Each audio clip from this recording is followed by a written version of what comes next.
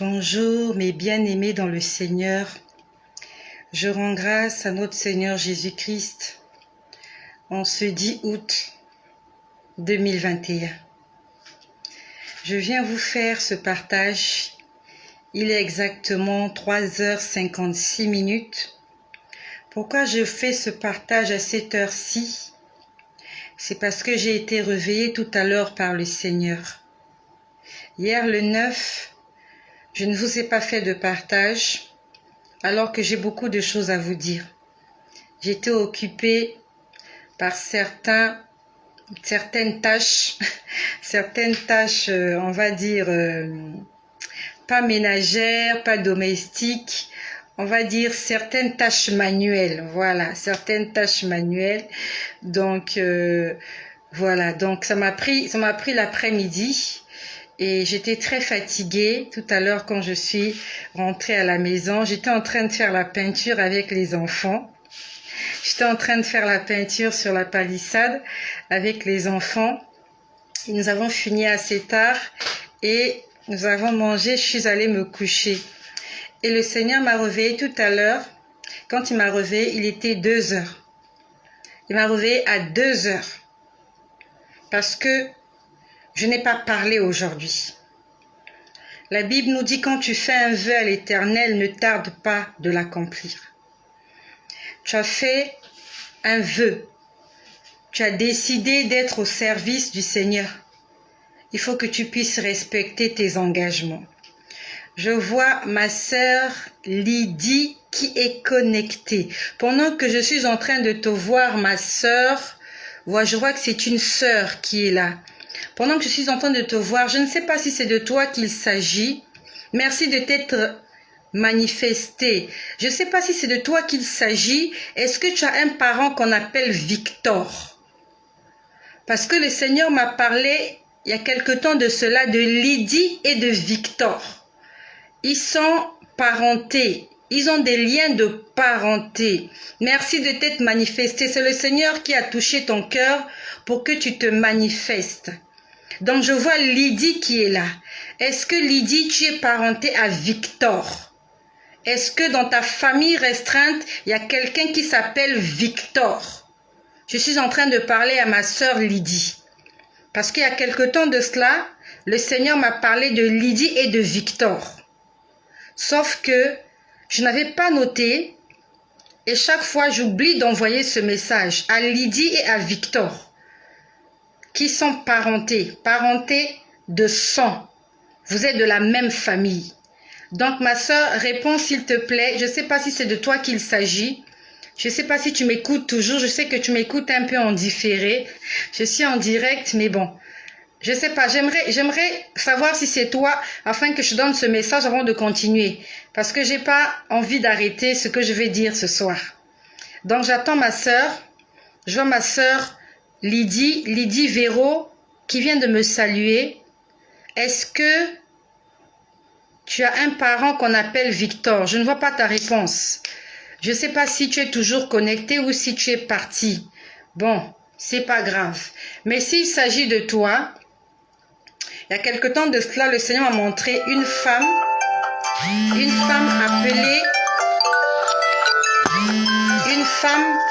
appelée Lydie. Voilà, c'est mon réveil de 4 heures. Je me réveille tous les jours. Voilà, donc je vais quand même envoyer ce message. Le Seigneur m'a parlé d'une femme appelée Lydie et d'un homme appelé Victor. Et le Seigneur me les montrait. Il m'a dit, ils vont témoigner pour ma gloire. Donc le Seigneur va faire quelque chose d'extraordinaire dans la vie de Lydie. Il ne m'a pas dit de quoi il s'agit. Mais c'est une prière que tu es en train de faire. Il ne m'a pas dit de quoi il s'agit. Il m'a juste montré comment tu te réjouissais. Et que tu t'apprêtais à témoigner de quelque chose que Dieu va faire pour toi. Et il m'a montré aussi un homme Victor. Je pouvais voir un homme Victor à qui on donnait le micro. On lui a donné le micro et ça s'est passé dans une église. Et je voyais un monsieur appelé Victor aussi en train de témoigner. Donc le Seigneur m'a dit, Lydie va témoigner pour ma gloire. Il m'a aussi dit, Victor va témoigner pour ma gloire. Donc voilà, je ne sais pas si c'est de vous qu'il s'agit, ma soeur Lydie qui est là, mais j'ai déjà envoyé un message. Donc si ce n'est pas de vous qu'il s'agit, je prie le Seigneur que ce message parvienne à ce frère qu'on appelle Victor, qui est parenté à Lydie. Les deux vont témoigner. Donc ce soir, pourquoi je vais vous faire ce partage? J'ai été réveillée tout à l'heure.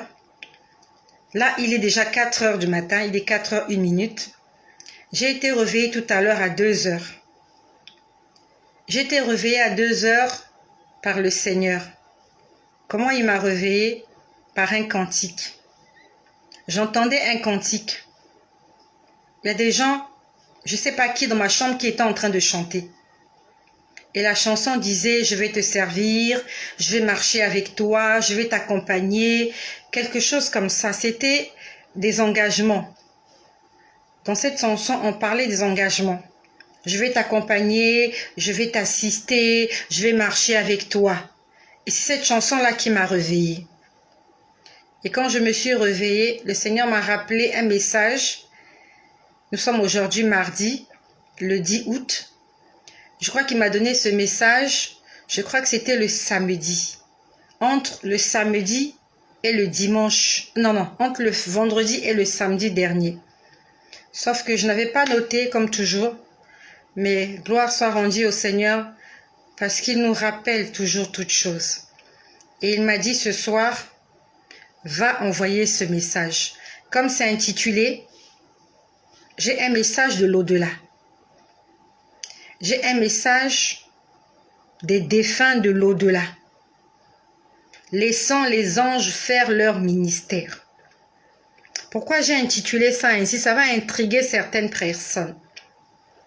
C'est comme je disais dans la nuit du vendredi ou du samedi, mais je crois que c'était le vendredi. Je crois que c'était le vendredi. Le Seigneur m'a montré des gens qui étaient assis. J'ai vu beaucoup de gens assis quelque part. C'était comme une salle d'attente. Parce que j'avais l'impression vraiment qu'ils attendaient quelque chose. Vous voyez, quand les gens attendent quelque chose, ça se sent. C'était comme une salle d'attente. Et tous ces gens étaient habillés en blanc. Ils avaient porté des vêtements blancs.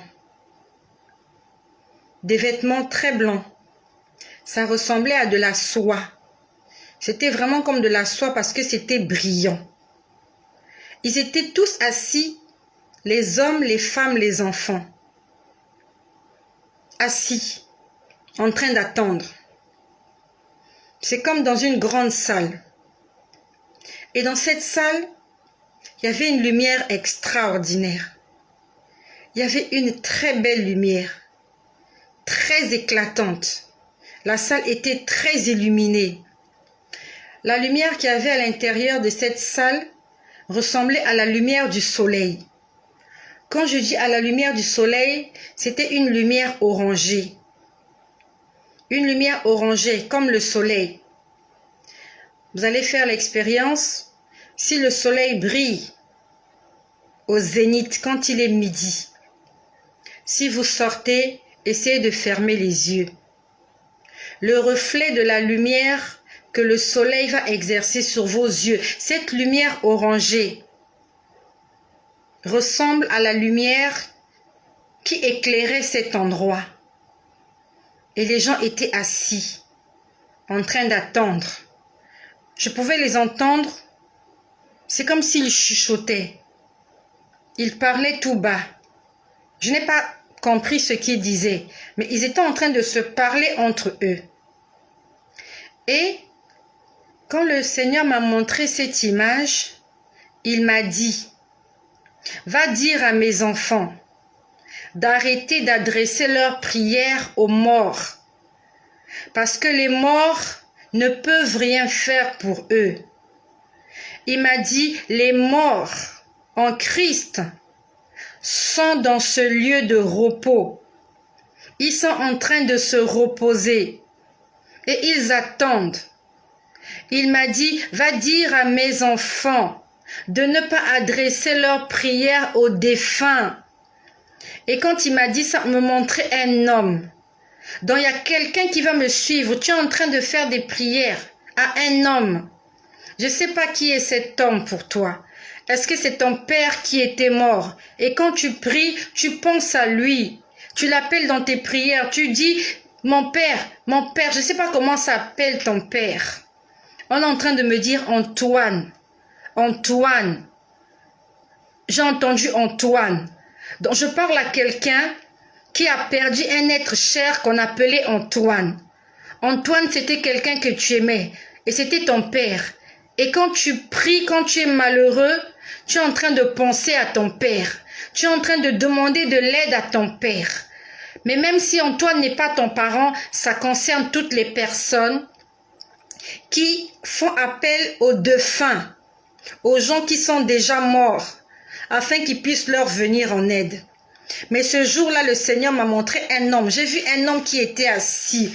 J'ai vraiment vu que le Seigneur voulait se focaliser sur cet homme. Je ne sais pas de qui il s'agit. Mais le Seigneur vient de me dire tout à l'heure que cet homme qui était décédé s'appelle Antoine. Et qu'il y a quelqu'un là qui pense beaucoup à Antoine.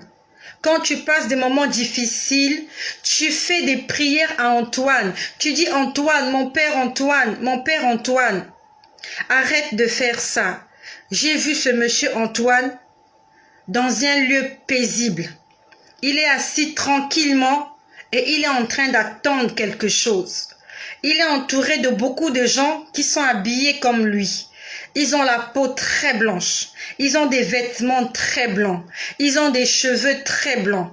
Et l'endroit dans lequel ils se trouvent est illuminé d'une lumière parfaite orangée. On a l'impression qu'ils sont dans l'or. Cette lumière-là brille comme de l'or. Et la personne en question s'appelle Antoine. Arrête d'appeler Antoine dans tes prières. Même si c'est pas Antoine ton parent, je sais pas comment s'appelle ton parent. Je sais pas comment s'appelle ta mère. D'accord. Je connais un frère Victor, mais on n'est pas familier. Ok. Mais le problème c'est que on me parlait de Victor et de Lydie. Et vraiment, ils ont des liens. Ils sont très rapprochés, Victor et Lydie.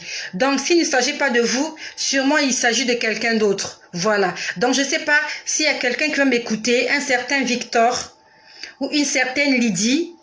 Ils sont parentés et le Seigneur m'a dit qu'ils vont témoigner de leur gloire. Donc, je disais, le Seigneur me disait, regarde, ces gens-là se reposent. Ils sont en train de se reposer. Ils ne peuvent pas écouter vos prières. Après, il m'a montré à côté, il y avait des anges qui étaient là, qui n'avaient rien à faire. Quand je dis qu'ils n'avaient rien à faire, c'est comme si les anges s'ennuyaient. Quand les gens s'ennuient, vous voyez, ils sont là, ils attendent du boulot. Il n'y avait pas de boulot pour eux. Le Seigneur m'a dit, demande à mes enfants d'adresser des prières à mon attention. La Bible nous dit, tout ce que vous demanderez en mon nom. Au nom de qui? Au nom de Jésus. Tout ce que vous demanderez en mon nom, je vous le donnerai. La Bible nous dit, ce n'est pas vous qui m'avez choisi, mais c'est moi qui vous ai choisi, afin que vous puissiez porter du fruit qui demeure.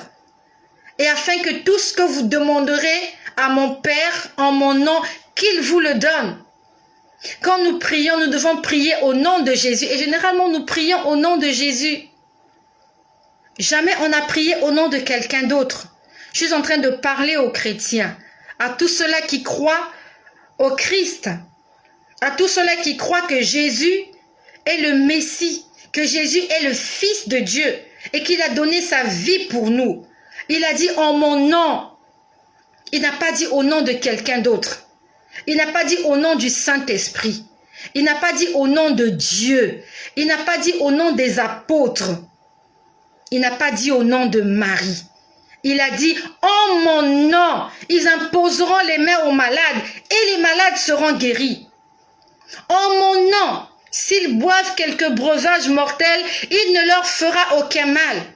En mon nom, ils imposeront les mains aux malades et les malades seront guéris. Quand tu vois un démon, est-ce que tu lui dis, au nom du Saint-Esprit, je te chasse? Non. Quand tu vois un esprit impur, Est-ce que tu dis au nom de Paul, au nom de Jacques, au nom de Matthieu? Non. Quand nous voyons les esprits impurs, quand nous sommes attaqués, tu te réveilles au nom de Jésus. Pourquoi au nom de Jésus? Parce que c'est une recommandation qui nous a été donnée. Ce soir-là, le Seigneur m'a dit, regarde, ces anges-là, ils n'ont plus de travail parce que vous faites des prières à l'intention, comment je peux dire, vous faites des prières au nom de quelqu'un d'autre. Ces anges-là, ils sont là pour recueillir vos doléances et pour me les amener. C'est le Seigneur qui me l'a dit. Il me montrait les gens qui se reposaient assis tranquillement dans un endroit et dans un autre endroit, des anges. Quand je parle des anges, ce sont des êtres de lumière avec des robes blanches, avec la peau blanche, avec des ailes blanches, avec des cheveux blancs. D'autres ont des cheveux orangés. D'autres ont 2 ailes, d'autres en ont 4, d'autres en ont 6. Ils ont chacun un ministère. Ils ont chacun un travail à faire. Mais le problème, c'est que si tu ne fais pas tes prières au nom de Jésus, ça n'arrive pas à Dieu le Père. La Bible nous dit, Jésus, dans Jean dit, je suis le chemin, je suis la vérité et je suis la vie. Nul ne vient au Père que par moi.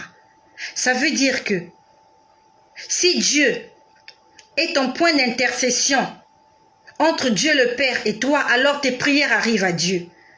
Mais si tu prends un autre intercesseur, si tu prends un autre médiateur, si tu prends une intercestrice quelque part, si tu prends une médiatrice, tes prières n'arrivent pas à Dieu. La Bible nous dit qu'il n'y a qu'un seul médiateur. Il n'y a qu'un seul pont entre Dieu et les hommes. C'est Jésus. La boîte postale pour aller à Dieu, ça s'appelle Jésus-Christ. Le mot de passe pour être écouté et pour être exaucé par Dieu, ça s'appelle Jésus-Christ. Si quand même malgré cela tu invoques des prières, tu fais des prières à quelqu'un d'autre et que tu es exaucé, ça s'appelle la grâce. C'est juste la grâce.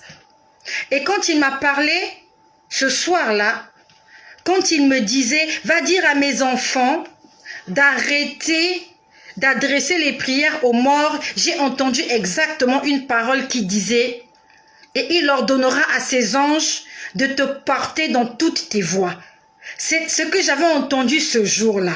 Et quand je cherchais ce passage, c'est dans le psaume 91. Le psaume 91 dit, car il ordonnera à ses anges de te garder dans toutes tes voies, afin que ton pied ne heurte pas contre une pierre. Donc Dieu enverra des anges pour te protéger. Pour quelle raison? Comme il est écrit, toujours dans le psaume 91, au verset 1, on parle à celui qui demeure sous l'abri du Très-Haut. On parle à celui qui repose à l'ombre du Tout-Puissant. On parle à celui qui dit que Dieu est sa forteresse, Dieu est son refuge et Dieu est celui en qui il se confie. Donc le Seigneur m'a dit ce jour-là, demande à mes enfants d'arrêter d'adresser leurs prières aux morts. Et j'ai entendu une voix qui disait, car il ordonnera à ses anges de te garder dans toutes tes voies. C'est pas à toi de donner des ordres aux anges. C'est Dieu qui donne des ordres aux anges en ta faveur. Le psaume 91 dit, celui qui demeure sous l'abri du Très-Haut repose à l'ombre du Tout-Puissant. Je dis à l'Éternel, mon refuge et ma forteresse, le Dieu en qui je me confie. Si Dieu est ton refuge et ta forteresse, si tu te confies en Dieu, alors le verset 11 te concerne. Il ordonnera à ses anges de te garder dans toutes tes voies, de peur que ton pied ne heurte contre une pierre. Tu marcheras sur le lion et sur la spique. Tu fouleras le lionceau et le dragon. À une condition, si tu demeures sous l'abri du Très-Haut. Le seul que nous devons prier, c'est Jésus. Le seul à qui nous devons adresser les prières, c'est Jésus. Et s'il y a quelqu'un quelque part qui t'a dit que tu dois adresser tes prières à quelqu'un d'autre, qu'il te le montre dans la Bible. Si la Bible est le livre en qui tu crois, qu'on te montre dans la Bible là où Dieu a dit qu'il faut adresser des prières à ceux qui sont morts. Dans le livre de Hébreux, au chapitre 1, au verset 14, il est écrit: les anges ne sont-ils pas tous des esprits au service de Dieu? Les anges ne sont-ils pas tous des esprits au service de Dieu, envoyés pour exercer un ministère en faveur de ceux qui doivent hériter le salut? Va le lire dans le livre de Hébreux au chapitre 1, au verset 14. Il est écrit que les anges sont des esprits au service de Dieu et qu'ils sont envoyés pour exercer un ministère en faveur de ceux qui doivent hériter le salut. J'aime bien une autre version. J'ai une autre version de la Bible. C'est une version autre. J'aime bien cette version-là parce que le français est facile. Ici, on dit: les anges ne sont-ils pas tous des esprits au service de Dieu, envoyés pour apporter de l'aide à ceux qui vont hériter le salut? Ils sont là pour nous apporter de l'aide. Ils ne sont pas là pour que nous puissions les adorer. Ils sont là pour nous aider. Ça veut dire qu'ils sont nos compagnons. Ils sont là pour nous assister. Ils ne sont pas là pour que nous puissions les adorer. Donc, si tu ne fais pas tes prières à Jésus, l'ange que Dieu a mis à côté de toi, il n'a pas de travail à faire. Il s'ennuie. Il est au chômage. Tu as donné un chômage technique à l'ange que Dieu a mis à côté de toi afin de t'aider, afin de t'accompagner. Toi qui dois hériter le salut. Dans le livre d'Apocalypse au chapitre 14. Apocalypse chapitre 14 verset 13. Il est écrit: puis j'ai entendu une voix venant du ciel qui disait: heureux les morts qui demeurent dans le Seigneur.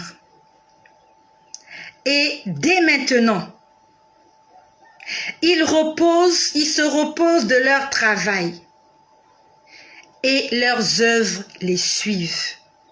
On nous dit: heureux les morts en Christ. Ceux qui sont morts dans le Christ, ils sont allés se reposer. On dit qu'ils se reposent de leur travail et leurs œuvres les suivent. Les morts en Christ se reposent. Ils ne sont pas morts pour venir encore travailler pour les humains. Ce n'est pas leur boulot. Ceux qui sont morts dans le Seigneur. Et parmi les hommes qui sont morts dans le Seigneur, il y a les apôtres de Jésus. Parmi les hommes qui sont morts dans le Seigneur, il y a Marie qui a mis au monde Jésus. Elle est morte.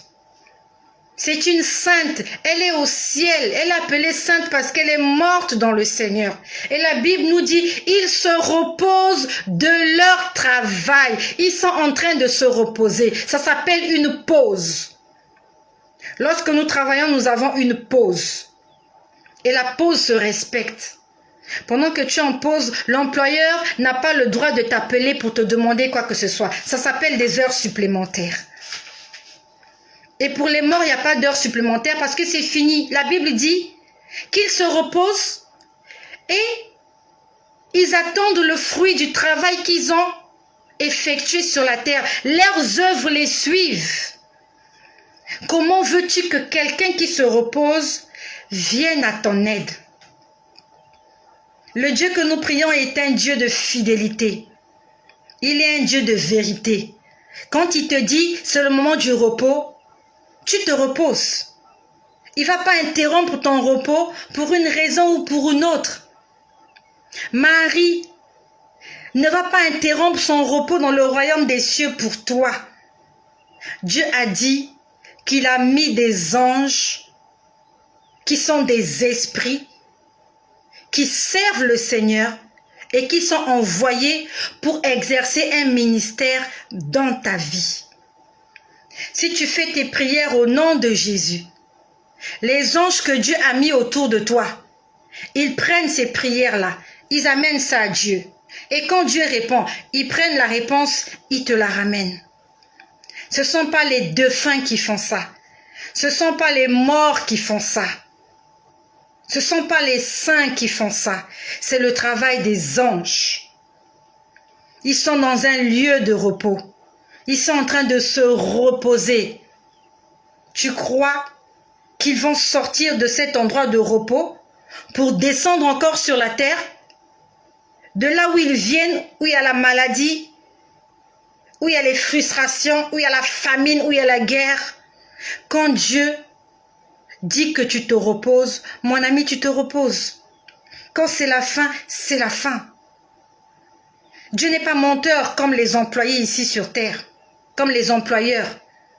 Ici sur terre, même quand tu es en congé, on t'appelle pour que tu ailles travailler.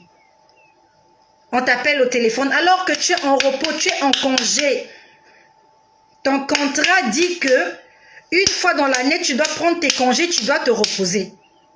Ton contrat stipule que le samedi, le dimanche, tu te reposes. Mais les hommes ne respectent pas cela. Parce que la Bible nous dit qu'il n'y a rien de bon en l'homme. L'homme est menteur, l'homme est tricheur, l'homme est voleur, l'homme est escroc. Dieu n'est pas voleur, Dieu n'est pas tricheur, Dieu n'est pas escroc.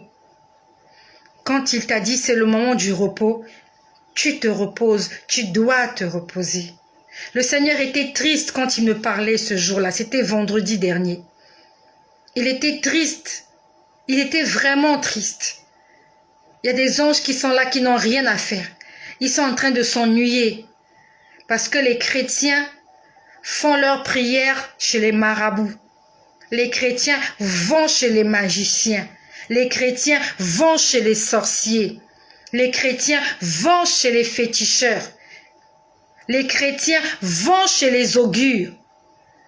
Les chrétiens lisent l'astrologie. Tu lis l'astrologie? Tu es de quel signe zodiaque? De quel signe astrologique? Où est-ce que c'est écrit dans la Bible qu'il faut suivre les signes astrologiques, qu'il faut regarder l'astrologie, qu'il faut croire aux astronomes, aux magiciens? La Bible nous dit dans l'Ancien Testament, tu ne laisseras pas vivre la sorcière et le magicien. Tu ne les laisseras pas rester dans ta maison. Ce sont des abominations devant l'Éternel. Il m'a réveillé tout à l'heure pour que je vienne vous dire cela. Et il m'a réveillé par une chanson. C'est une chanson qui m'a réveillé. J'étais en train de dormir. Il était 2 heures du matin quand je me suis réveillée. Là, il est 4h24. J'espère que ce message est tombé sur de bonnes oreilles. Comme il est écrit dans la Bible, que celui qui a des oreilles entende ce que l'Esprit de Dieu dit aux églises.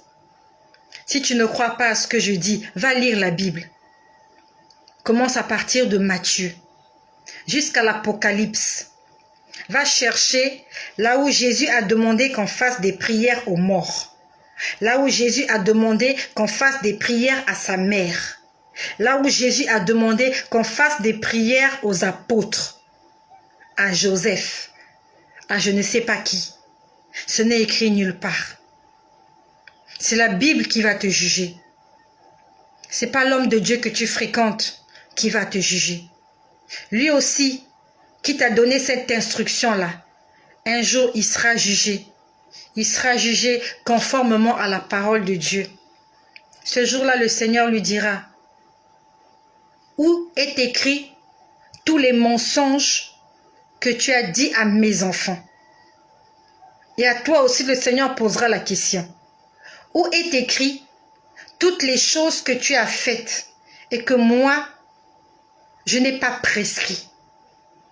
Dans le livre de Josué au chapitre 1 au verset 8, il est écrit, que ce livre de la loi ne s'éloigne point de toi.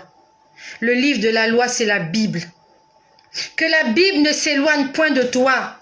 C'est pas un livre de prière qui va guider ta vie. C'est pas quelques versets qui vont guider ta vie. C'est ce livre-là. Tout ce livre-là. Que la Bible ne s'éloigne point de ta bouche. Médite-la jour et nuit, afin d'agir fidèlement selon ce qui est écrit. Tu dois agir fidèlement selon ce que la Bible dit. Arrête de te laisser tromper. Va lire ta Bible et mets en application ce que la Bible dit en totalité. Va chercher de toi-même. La Bible dit, cherchez, vous trouverez. Si tu ne cherches pas, on va continuer à te tromper. Va chercher de toi-même. Lis la Bible. Cherche là où c'est écrit que je dois prier de telle manière, que je dois faire ceci, que je dois faire cela. Quand les apôtres sont allés voir Jésus, il leur a demandé, Seigneur, comment devons-nous prier? Il leur a dit, vous direz, notre Père qui es aux cieux, que ton nom soit sanctifié, que ton règne vienne. Tu dois adresser tes prières au Père. Tu dois adresser tes prières à Dieu le Père, pas à une mère, pas à un frère de Jésus. Tu dois adresser tes prières à Dieu le Père. Que ton règne vienne, que ta volonté soit faite sur la terre et comme au ciel. Tu dois faire tes prières au Père. Et Jésus a dit, si vous m'avez vu, vous avez vu le Père. Celui qui m'a vu a vu le Père. Ça veut dire que prier Dieu et prier Jésus, c'est la même chose. Dieu n'a pas dit aux disciples, vous allez réciter une prière à l'endroit de ma mère. Jésus n'a jamais dit ça. Jésus n'a jamais dit, vous allez réciter des prières à l'endroit des anges. Ange Gabriel, Ange Michel. Je te demande où se trouve ce verset. Va le chercher. Moi, je ne le connais pas. Si tu trouves ce verset, fais-moi un texto. Fais-moi un message. Que tu as trouvé un verset dans la Bible qui dit que tu dois prier les anges. Cherche de toi-même, ne te laisse pas tromper. Que les hommes ne te trompent pas. Que le diable ne te trompe pas. Que les démons ne te trompent pas. Que les sorciers ne te trompent pas. Que les magiciens ne te trompent pas. Il n'y a qu'un seul qui détient la vérité. Et cet homme-là, il s'appelle Jésus. Et il a dit, en mon nom, tout ce que vous demanderez en mon nom, je le ferai. Tu as le libre arbitre aujourd'hui. Tu es libre d'obéir à cette parole ou de ne pas obéir. Mais un jour, tu comparaîtras devant le tribunal de Dieu. Et tu devras rendre compte de ce que tu auras fait, de ce que tu auras dit, de ce que tu auras pensé. Chacun rendra compte à Dieu pour lui-même. Tu n'iras pas dire à Dieu, c'est mon pasteur qui m'a trompé. Tu n'iras pas dire à Dieu, c'est mon mari, c'est ma femme, c'est mon père, ma mère qui m'ont trompé. Tu n'iras pas dire à Dieu, c'est le prêtre qui m'a trompé. Le Seigneur te dira, ne savais-tu pas lire? Pourquoi n'es-tu pas allé me chercher avec ton cœur? Pourquoi as-tu laissé les autres te dicter ce que tu dois faire? Cherche Dieu. La Bible nous dit, vous me chercherez et vous me trouverez si vous me cherchez de tout votre cœur. Arrête d'aimer la vie facile. Que les autres aillent lire la Bible, aillent méditer et viennent t'enseigner. Toi-même, commence à lire, commence à chercher, commence à fouiller. Cherche le chemin. De la même façon que tu cherches le boulot, c'est comme ça que tu dois chercher ton salut. Personne ne fera un CV à ta place. Personne n'ira passer le test à ta place. Personne ne lira les leçons à ta place. Personne n'ira dans la salle d'examen à ta place. Ça s'appelle la fraude. Et en Dieu, il n'y a pas de fraude. En Dieu, il y a la clarté, il y a la vérité. Tu dois aller faire ton CV toi-même. Tu dois déposer ton CV à l'entreprise que tu as choisie. On va t'appeler par ton numéro de téléphone. Tu dois te présenter au poste. Tu dois passer le test ou l'entrevue. Je ne sais pas comment tu appelles ça, mais ça te concerne toi. Ton père n'ira pas travailler à ta place. Tes enfants n'iront pas travailler. C'est à toi d'aller faire ces choses-là. Parce que c'est toi qui es à la recherche du bonheur. Tu es à la recherche d'une vie décente. Tu es à la recherche du succès. Tu es à la recherche de la prospérité. Alors tu dois t'engager personnellement. Voilà le message que j'avais à vous donner. Raison pour laquelle le Seigneur m'a réveillé tout à l'heure, parce que c'était très important. Sur ce, merci à toutes les personnes qui sont connectées. Merci à ma sœur Lydie qui est toujours là. Merci à Anten que j'ai promis de contacter sur WhatsApp. Je ne t'ai pas oublié, ma sœur, depuis les États-Unis d'Amérique. Je vais t'écrire.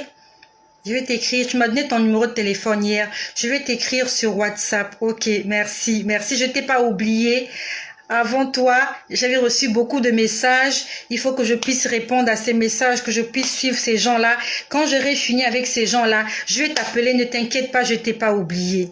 Merci de partager cette vidéo pour le salut des âmes, pour l'édification du corps de Christ. Que le nom de Jésus-Christ soit béni.